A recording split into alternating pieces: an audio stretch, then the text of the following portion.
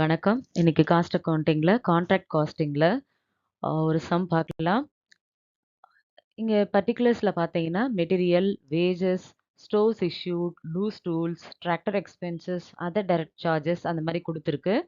The contract price was rupees 90,000 and the contract took 13 weeks to complete. 13 வாரத்திலேயே முடிஞ்சிருது. The value of loose tools and stores வந்து return பண்றாங்க. அந்த end of the periodல 200 rupees 200 for loose tools and stores வந்து return எவ்வளோ 3,000. A plant was also used and returned 16,000 after charging the depreciation at 20%. So plant பொறுத்த வரைக்கும் return பண்ணும்போது அதோட value 16,000. இது டெப்ரிசியேஷன் சார்ஜ் பண்ணதுக்கு அப்புறம்னு சொன்னதுனால, அதுதான் அப்போ வந்து அதோட வேல்யூ 16,000 ஓகேவா? ஆனா பிளான்ட்டோட ஒரிஜினல் வேல்யூ எவ்வளோன்னு சொல்லி குடுத்துருக்கு 20,000. அப்போ அந்த டிஃபரன்ஸ் 4,000 தான் இந்த இடத்துல டெப்ரிசியேஷன். அதே மாரி டிராக்டருக்கு பார்த்தோம் அப்படின்னா 15% பெர் ஆனம்னு குடுத்துருக்கு. அந்த 15% பார்த்தீங்க அப்படின்னு சொல்லும்போது, டிராக்டர் வேல்யூ வந்து நம்மளுக்கு குடுத்துருக்கு எவ்வளோ அப்படின்னாக்கா 20,000 குடுத்துருக்கு. ஓகேவா? அதுக்கப்புறமா administration and office expenses are to be provided at 10% on works cost. இதான் கொஸ்டின். ஸோ சம் ஆன்சர் பார்த்தீங்கன்னா தெரியும். இதில to direct material contract account open பண்ணி டெபிட் சைட்ல எக்ஸ்பென்சஸ் எல்லாம் கொண்டு வந்துடுறோம். Direct material 20,250, direct wages 15,500, stores issued 10,500, loose tools 2,400, tractor expenses 5,300, other direct charges இது எல்லாமே கொடுத்த இன்ஃபர்மேஷன் அதனால டெபிட் சைட்ல போட்டாச்சு. இப்போ டிராக்டருக்கு டெப்ரிசியேஷன் பார்த்தீங்கன்னா வேல்யூ எவ்வளோ? அதோட வேல்யூ 20,000. அதுக்கு எத்தனை பெர்சன்டேஜ் டெப்ரிசியேஷன் சொல்லியிருக்காங்க? 15% சொல்லியிருக்காங்க. பட் பெர் ஆனம் சொல்லியிருக்காங்க.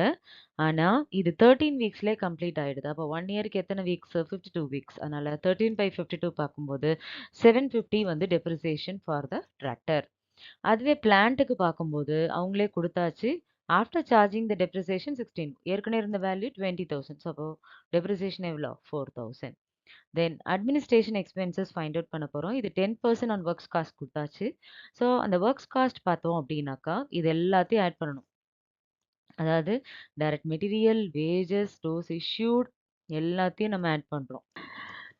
Stores issued, loose tools, tractor expenses, direct charges, depreciation on tractor, depreciation on plant. இது எல்லாத்தையுமே ஆட் பண்ணியிருக்கு. செக் பண்ணீங்கன்னா தெரியும். 20,250 plus 15,500 plus 10,500 plus 2,400 plus 5,300 plus 2,650 plus 750 plus 4,000. இது வரைக்கும் இங்கே டெபிட் சைடில் உள்ள இன்ஃபர்மேஷன் கொண்டு வந்தாச்சு. மைனஸ் கிரெடிட் சைடில் லூஸ் டூல்ஸ் ரிட்டனும் ஸ்டோர்ஸ் ரிட்டர்ன் இருக்கு இல்லையா? அது ரெண்டுத்தையுமே சேர்த்து 3,200 லெஸ் பண்ணிட்டு வர அந்த அமௌண்ட் எவ்வளோ அப்படின்னா 58,150. அதில் 10% சார்ஜ் பண்ணோம்னா அதுதான் அட்மினிஸ்ட்ரேஷன் எக்ஸ்பென்சஸ் 5815. ஓகேவா? தென் இப்போ நம்மளுக்கு கிரெடிட் சைட் டோட்டல் செக் பண்ணோம்னா 93,200 அண்ட் தென் டெபிட் சைடில் அதை லெஸ் பண்ணிவிட்டு அந்த டிஃப்ரென்ஸ் அமௌண்ட் பார்த்தீங்கன்னா 26,035 வருது. அதுதான் ப்ராஃபிட். ஓகேவா?